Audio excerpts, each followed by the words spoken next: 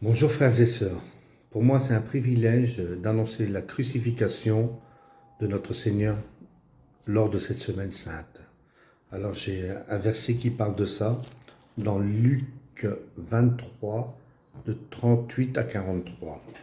L'un des malfaiteurs crucifiait l'injuriait, disant: N'es-tu pas le Christ? Sauve-toi toi-même et sauve-nous. Mais l'autre le reprenait et disait: Ne crains-tu pas Dieu, toi qui subis la même condamnation? Pour nous, c'est justice, car nous recevons ce qu'ont mérité nos crimes. Mais celui-ci n'a rien fait de mal.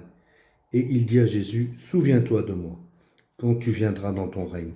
Jésus lui répondit: Je te le dis en vérité, aujourd'hui tu seras avec moi dans le paradis.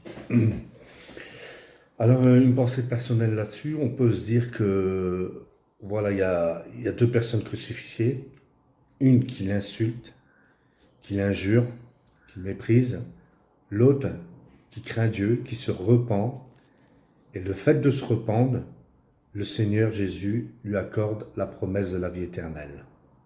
On peut voir aussi la miséricorde du Père jusqu'à la dernière seconde, et malgré tout ce que le Fils a subi, on peut voir aussi lui-même qui pardonne jusqu'à la limite de son dernier souffle. Dans tout ça, on peut s'identifier.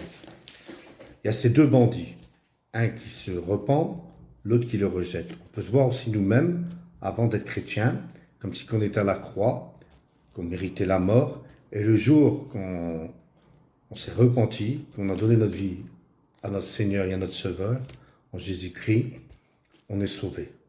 Je pense que ça nous parle, ça.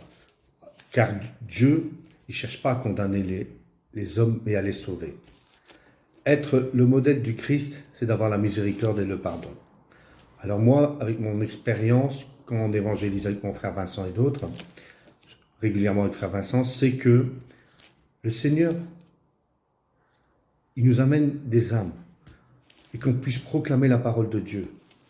De même, dans la vie de tous les jours, il nous met des personnes qu'on doit prendre soin, des gens à qui on doit parler de Dieu.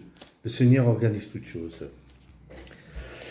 Je voudrais dire aussi comme quoi que, en tant que chrétien, c'est pas une façon de vivre ni une mode, c'est vraiment se sanctifier chaque jour,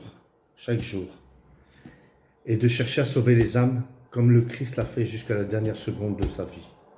Il est vraiment un modèle pour nous, frères et sœurs.